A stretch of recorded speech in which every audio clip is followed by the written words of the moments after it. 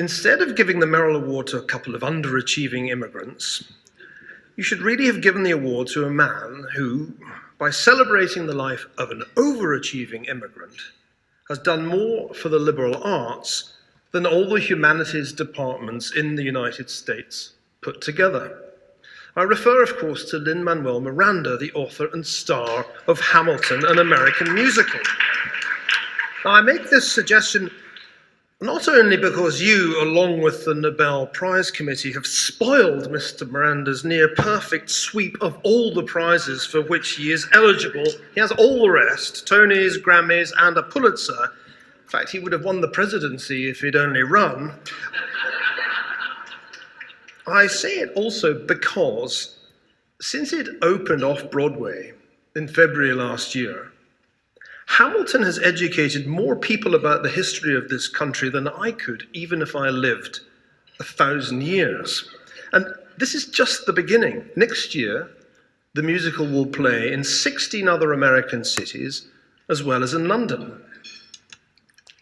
Among his many qualities, Alexander Hamilton revered history. Indeed, Hamilton sometimes expressed a preference for history over theory. In all questions of this nature, he remarked in connection with the founding of the First Bank of the United States, the practice of mankind ought to have great weight against the theories of individuals. For Hamilton, the practice of mankind meant ancient and modern European history. In 1774, it was the tyranny of Rome to which Hamilton likened George III's rule. In 1781, it was to the experience of the commonwealths of Greece that he appealed in arguing for a strong central government. Yet Hamilton could also cite the Treaty of Munster, 1648, and the Treaty of Vienna, 1738, when defending the payment of indemnities to defeated loyalists. So the most popular musical in Broadway history isn't only about a historical figure, it's also about a figure who applied history to one of the most important decisions of modern times: how the new American Republic should be constituted, not least to protect democracy from demagoguery. For even as history smashes the box office, it slumps where it should be best protected and promoted at our universities. Ladies and gentlemen, history at US colleges is suffering decline and fall faster than Gibbon's Roman Empire. This is just the latest installment of a sustained slide since the early 1970s, and the decline seems likely to continue. The aggregate number of bachelor's level majors reported in the 2014 Directory of the American Historical Association is 19% lower than in 2009. I believe it is the changing content of history courses that is the best explanation. An article published by the AHA in December 2015 analysed the changes in history faculty specializations over the last 40 years. The data reveal a very big increase in the number of historians who specialise in women and gender. Cultural history, from under 4% to nearly 8%. The history of race and ethnicity has also gone up by a factor of more than 3. Environmental history is another big winner. The losers in this structural shift are diplomatic and international history, legal and constitutional history, and intellectual history. Faculty specialization in European history has declined, to be sure, from 39% in 1975 to 32% now. But that seems a pretty modest shift. Nevertheless, all these transformations of history as a discipline are generally celebrated as a triumph for diversity. Not all historical subjects are equal in the public arena. I submit to you that a list of significant historical subjects that omitted the majority of the following 20 would be regarded as incomplete in the eyes of any reputable newspaper, magazine, textbook, or encyclopedia publisher. Number 1, any period of British history. Number 2, the Reformation. Number 3, the Scientific Revolution. Number 4, the Enlightenment. The American Revolution, the French Revolution, the US Constitution, the Industrial Revolution, the American Civil War, German unification, World War I, the Russian Revolution, the Great Depression, the rise of fascism, the Third Reich, World War II, decolonization, the Cold War, the history of Israel, European integration. 20. In assessing the range of courses provided by 3 major US history departments, those of Harvard, Stanford, and Yale, I have simply used this list as a benchmark.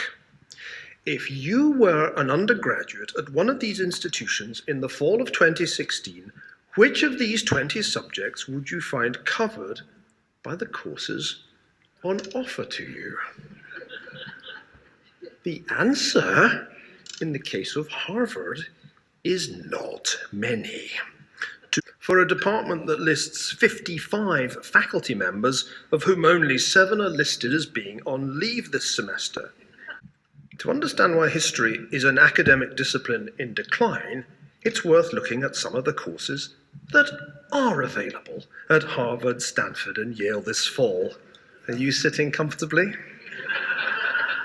Take, for example, Harvard's History 1954, Emotions in History. The course description is as follows. What is the place of emotion in history? We will explore some possible analytic frames for the history of emotion and debates over the subjectivity of history, and consider their application to case studies drawn from Australian history. Now, this is not to say that it's a silly question, just that it's a less important question than how the United States became an independent republic with a constitution based on the idea of limited government, or how it survived a civil war over the institution of slavery. It just seems less important than that. The second problem is that such microcosmographia academica is so often accompanied by overt politicization. Indeed, some of it is so skewed by contemporary concerns that it is fundamentally unhistorical.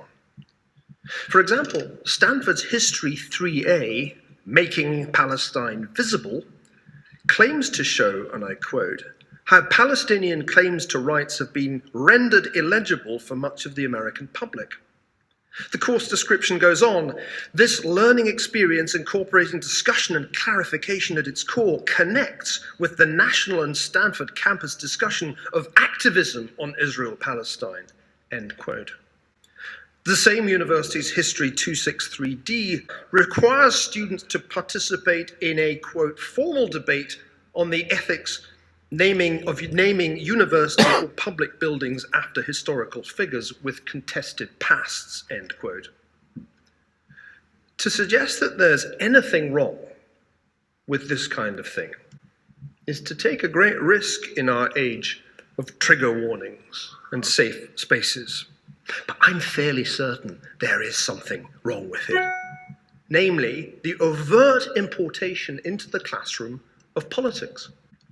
Courses such as these, an impulse to judge the past by the moral standards of the present, and even to efface its traces in a kind of modern-day iconoclasm when these are deemed offensive.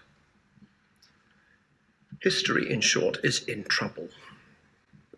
History departments neglect the defining events of modern world history in favor of topics that either are arcane or are agitprop, and sometimes both.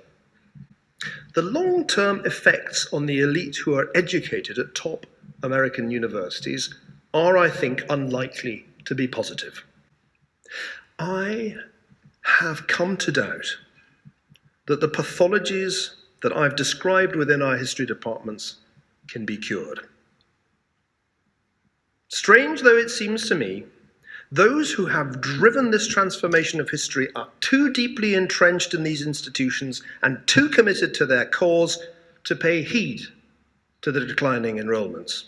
I sometimes think that some of them would rather ply their trade in empty classrooms than appoint a single junior professor who studies and teaches the subjects that I have the temerity to call important. We, especially in our roles as trustees and alumni of great universities, cannot afford to subcontract the historical education of our fellow citizens to the composers of hip-hop musicals. As Lin-Manuel Miranda's libretto puts it, history has its eyes on us, even if we do not sufficiently have our eyes on it. Thank you very much indeed.